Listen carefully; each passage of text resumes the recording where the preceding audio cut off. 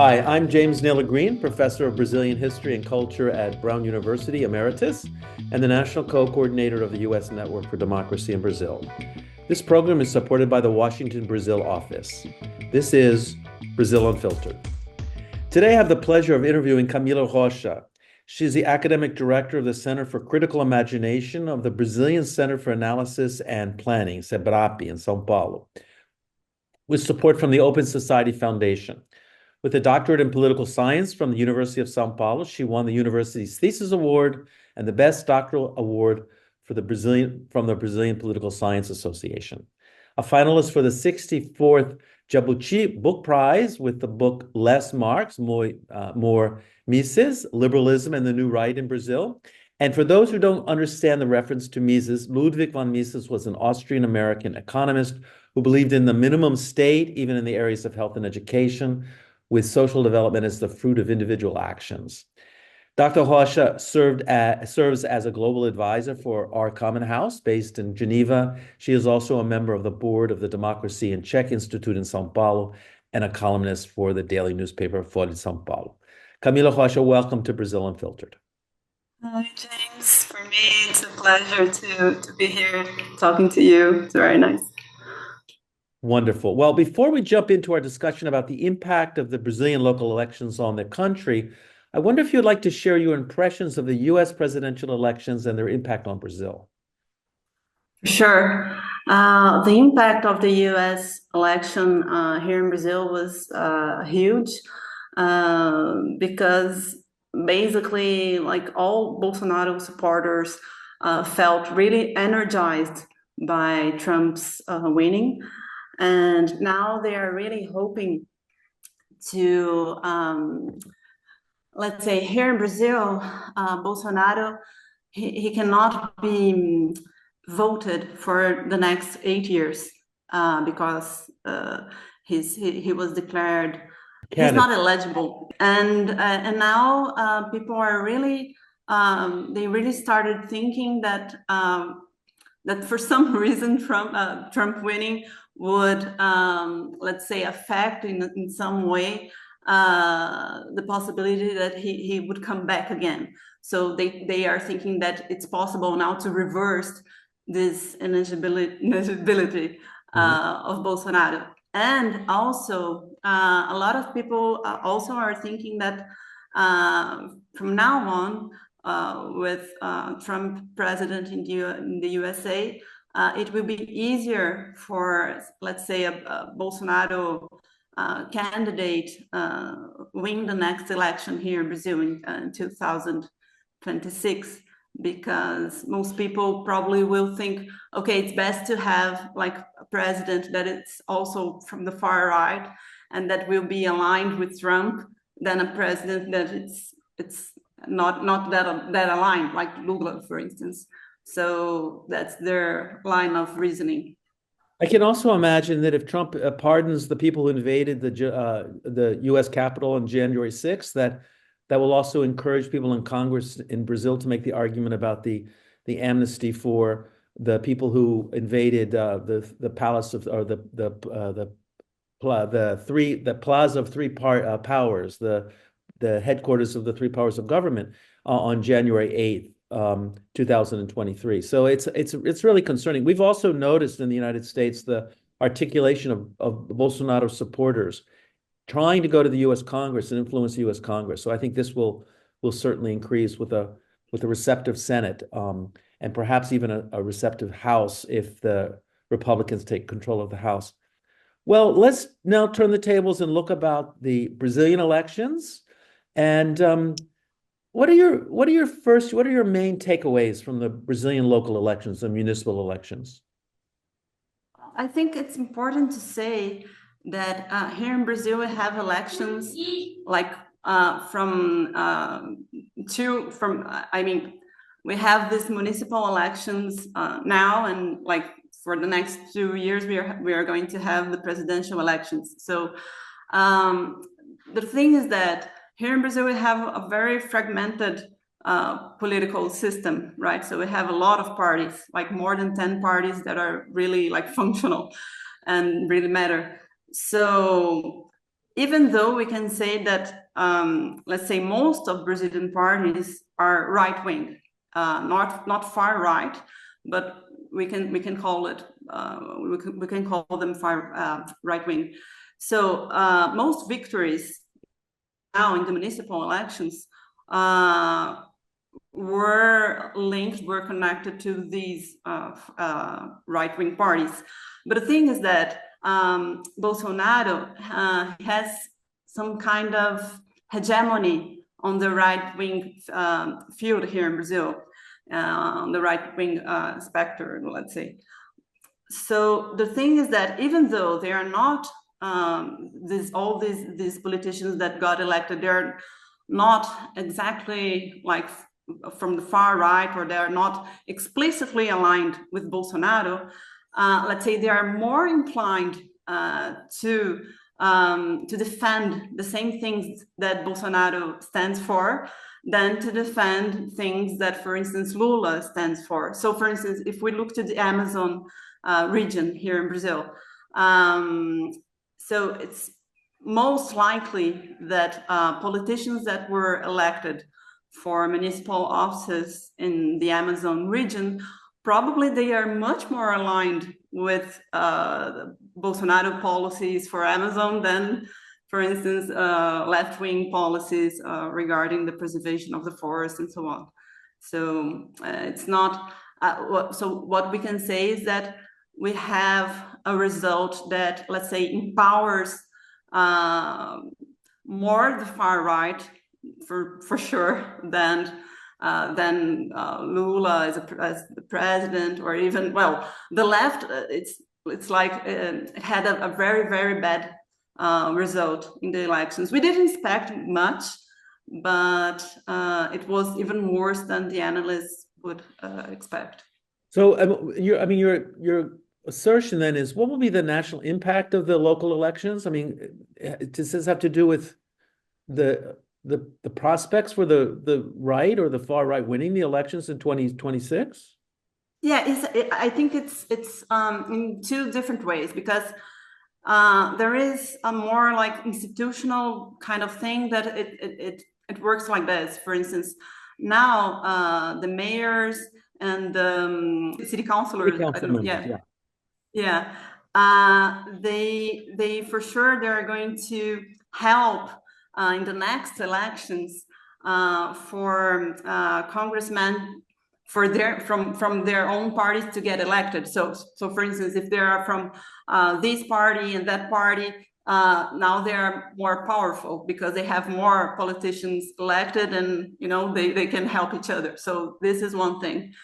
And the other thing is that, for instance, we had in São Paulo, in the city of São Paulo, that's the biggest city in Brazil, the most important city from a political point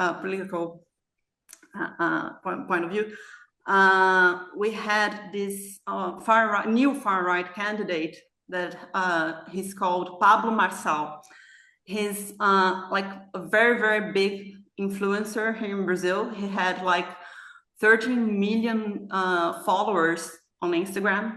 So he was really huge, and he was able to have like 20% more or less of the total votes here in São Paulo, and that's a lot. He was almost on the second round of the election, and people got really scared because it was his first time running. And now we had already some polls here in Brazil, some surveys, and this guy, this Pablo Marçal, he's a very strong candidate for presidency in 2026. And let's say he's not totally aligned with Bolsonaro from an institutional point of view. I mean, they are both far right candidates, but let's say this guy, this Pablo Marçal, he didn't need to ask Bolsonaro to be able to compete, like before everybody had to do it, and he didn't have to do this anymore. So he has autonomy, political autonomy regarding Bolsonaro.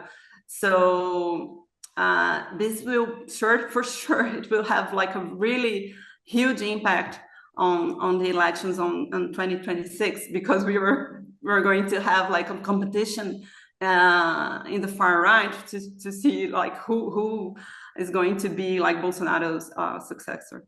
So, I mean, there's been a rearticulation of the right camp with the so-called center right, the Centrão, performing better in general. Actually, they have now a very strong force in the Congress and in municipalities throughout the country. Can you explain this context, like why the center right allied in Congress with the far right? Why are they so strong right now? Well, the thing is that we call it centrão, that means like big center or something like that. But like you said, they're basically right-wing parties. And the thing is that they really sell their support in Congress in change of some kind of local policies or resources, being material resources or political resources. So they're basically looking for advantages in the Congress. So, okay, there is this, but I think that there is something like I was saying before, there is some ideological alignment. I mean, I think like I said about the Amazon region, I don't think that they are, for instance, completely regardless of ideological alignments, because it's like that. They have to answer the people that put money on their campaigns and everything, and these people are, let's say, agribusiness entrepreneurs or big business, and of course they're not going to align so automatically with Lula, for instance. So that's the thing, I think, and I think that for sure they would feel better if a right-wing candidate or even far right-wing candidate would win the next election, the next presidential election. I think they would feel more, let's say, comfortable. So, Lula won 51% of the votes to Bolsonaro 49. So the country is polarized. There's no question about that. What is the ongoing appeal of these candidates? Is this merely because they managed to deliver resources to their base of support?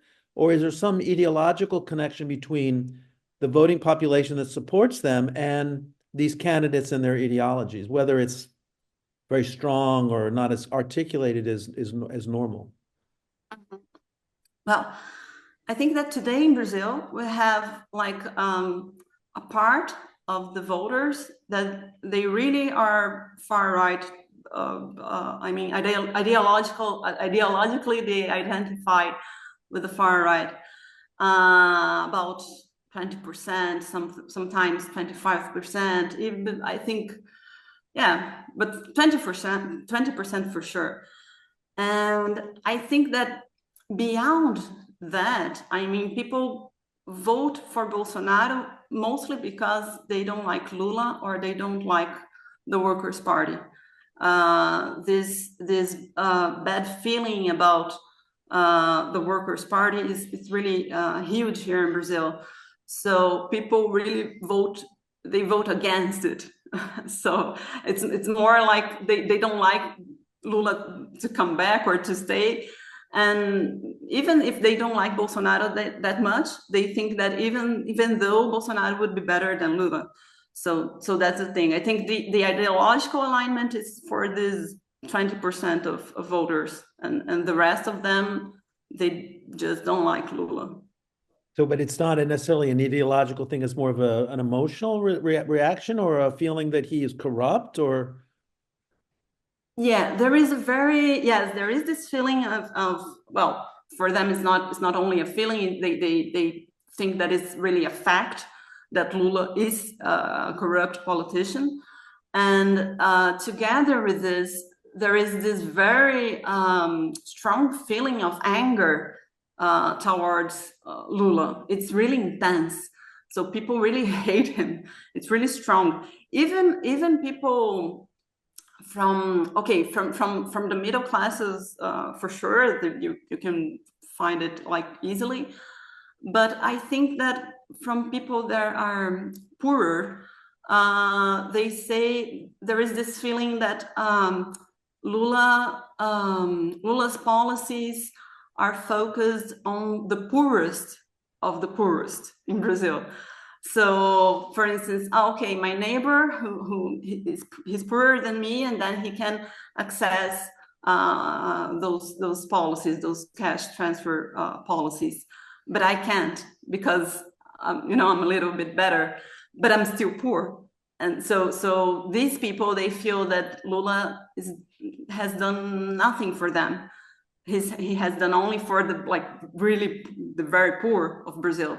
So I think that there is also this feeling that I'm being left aside, and Bolsonaro, maybe he would take care of me, or at least he would let's say he would not let the state get in my way if I want to open my business, or if I want, for instance, to have a gun to protect my house and my children because of the intense violence that we live in big cities, for instance. So there is this feeling that Bolsonaro, maybe he could protect me more than Lula does. I'm you're a political scientist, I'm an historian. I really look back between the period of 45, 46, and 64, before the military came to power, and politics divided. A third for the left, the Labor Party and the Communist Party, about 30%, 35%.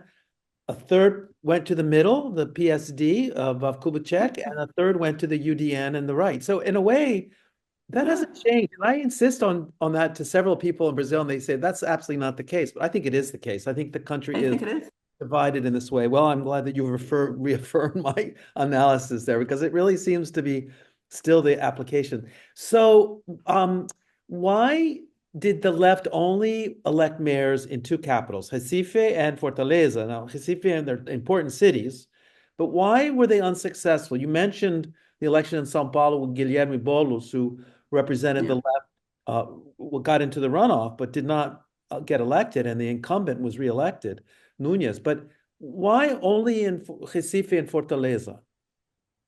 Well, the thing is that in Fortaleza, both are cities located in the northeast of Brazil. That's a very poor region, and most of people there vote for Lula in the presidential elections.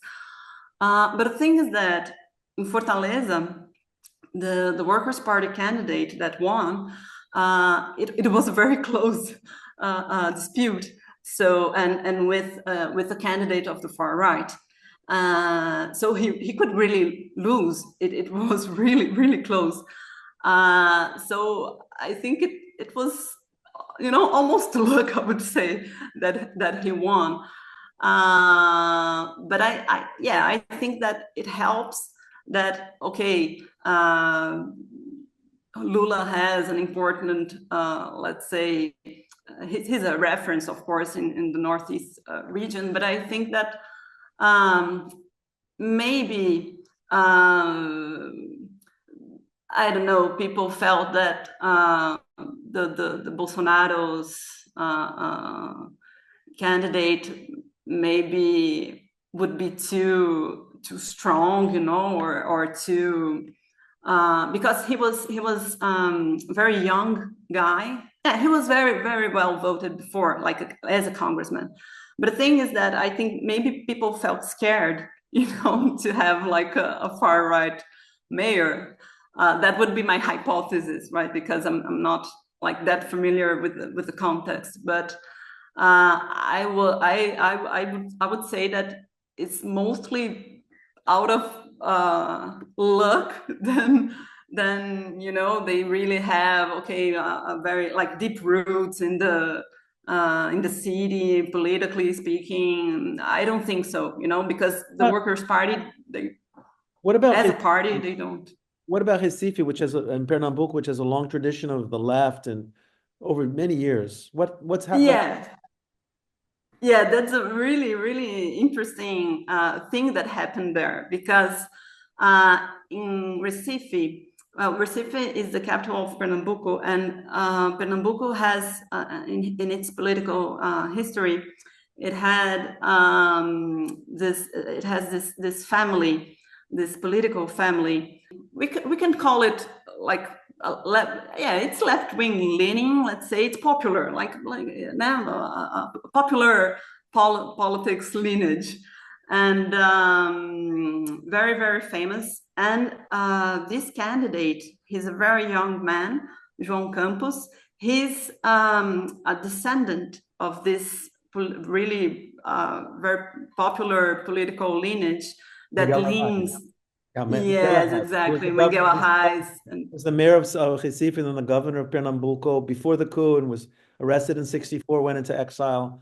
So these are descendants of his family. Yes, exactly. And the thing is that people there, of course, they identify this lineage, this political lineage, and they associate João Campos with his family's past. So this is really strong. And also there is this fact that João Campos, he's really successful on Instagram. He's really like he knows how to do it, like very differently from most of politicians on the left.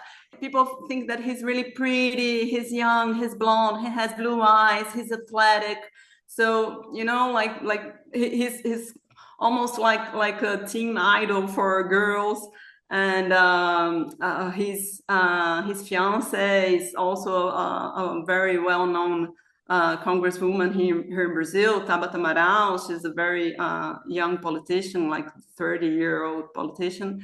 So yeah, they are this, happy couple and everything. And he's this like very promising young man in politics. So yeah, he had more than, I think, 80% of the votes there.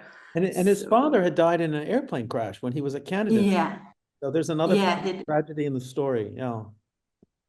Yes. So now, this is what I'm curious. So Lula, in the past, has gotten involved in local disputes, but he didn't do that this time. It's very interesting. He really didn't weigh in as much as people expected him to do in the Guilherme Boulos campaign in São Paulo and other places. Can you make sense of that, or what was going on? Why did Lula decide not to get so involved this time around? Whereas in the past, many times he's picked one candidate and gotten rid of another candidate in local elections when the PT is involved in negotiating with other political parties. Yeah, well, there is this hypothesis about it, and I think it makes sense that well, the thing is that Lula needs the support of these politicians from all these parties that we call Centrão, right? These right-wing parties that sell themselves for anybody who's willing to buy. So Lula needs them. People say, okay, Lula didn't give his support on the elections now for these candidates, so for instance, for Boulos or for other candidates of the Workers' Party, because he wants to, let's say, guarantee, have a kind of guarantee that all these politicians would support him later on his re-election in 2026. Because the thing is that there is a big boss, a big political boss here in Brazil from this Centrão, and his name is Gilberto Kassab. And Gilberto Kassab is a very skilled politician. He supports at the same time Lula at the federal government, but he also supports Tarcísio de Freitas, that he's the governor here in São Paulo, and Tarcísio de Freitas is Bolsonaro's presidential candidate, the most strong, at least, candidate for 2026. So this Gilberto Kassab guy, he plays for both sides, let's say. So, for instance, to secure his support in 2026, people say that it was best for Lula to don't get that involved, because Kassab's party really won a lot of votes. I think it was one of the parties that had more votes, like overall. So Kassab was supporting Nunes in São Paulo, and which was being supported by Tarcísio, who is the candidate, and therefore Lula. Okay, that's interesting. So Bolsonaro tried to get involved in the elections in Rio, and his candidate lost. Can you talk about that? Yeah, for sure. Well, I think that I have this hypothesis that it's like that. In Rio, people had really bad experiences with right wing or even far right, say, politicians in the last years. So, for instance, there is this Rio de Janeiro's governor, Wilson Witzel. He was elected with Bolsonaro's support, and it was like a complete disaster. And he got impeached, and people really hate him. So, and I also think that they also had a very bad experience with previous mayors from the right. So I think that, of course, Eduardo Paes, he's not a left-wing candidate, but the thing is that he has the support of Lula, and he's also a very skilled politician, a very experienced politician, because he was already mayor of Rio de Janeiro and so on. So I think that people decided to play safe. Let's get this guy elected because we already know him, we know what he would do. And Bolsonaro's candidate, he was new. Nobody knew him, and let's say he doesn't have his own charisma. It was only like a doll that Bolsonaro just said, okay, I support this guy. And I think he even had, so for instance, we were talking about this 20%, right, of the electorate that support Bolsonaro, and he had this 20% of the votes. That's Bolsonaro's, let's say, core as core of the total votes. Always they have this 20%. So I think I would be surprised even if he would, if this guy would have much more than he had, because he against Paes, he didn't have much chance. So what are the main themes that, to the extent that there were issues that were raised in the campaigns for municipal elections, for mayors and for city council people, what were the main issues, or what are some of the issues that were of utmost concern in the campaign? What were the things that people were talking about, either from the left or from the center or from the right? Well, I think basically people, I talked to a lot of voters during the campaign, especially here in São Paulo. And what people would tell me is that they really want to see action, like they really want to see work being done. So, for instance, João Campos, we were talking about him, the mayor of Recife. He has a lot of, let's say, work being done, like infrastructure, how can I say, construction sites and so on, and a lot of new buildings or new things being constructed, and people really like this kind of thing. They want to see like men at work, So I think that it's kind of they want to see their mayor in action. It's kind of like that, because people can say, yes, we're concerned about education and health and so on, but all these things is very difficult for you to to have a concrete feeling when you, for instance, when you go walking on the streets, and it's very difficult to measure, if the education is really got better, or if the health services are really better, because at the municipal level, it's hard to improve that much, this kind of services. So yeah, people look to new buildings and if the street is okay, and you know, of course, and there is a lot of complaint against criminality.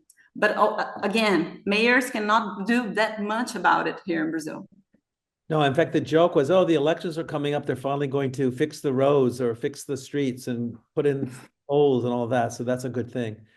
Well, is there anything else you'd like to share with us about how you're understanding the outcome of the elections and what it means for the next couple of years in Brazil? Let's say it was not a surprise. The results were not a surprise for us. But I think that we can really hope that in 2026, Centrão will play like a very big role.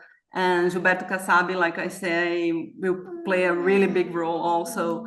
And I think that if Lula wants to, to be reelected, he will really need their support. And if because probably they would be more inclined to support Bolsonaro's candidate if it would be like, okay, you can choose, I think so. Yeah, we have this challenge. I would like to thank you so much, Camila, for your wonderful contribution to Brazil Unfiltered and talking with us today. Really enjoyed hearing your insights into the elections and hope to bring you back to Brazil Unfiltered in the future. Thank you so much. Thank you so much, James. Well, I hope you enjoyed the interview. If you're watching on YouTube, don't forget to like the video. And if you have not yet subscribed, please do so. If you're listening on Apple Podcasts, Spotify, or wherever you listen to your podcast, please leave us a 5-star review. It helps other people find the program. Have a great week. Until next time, até a próxima.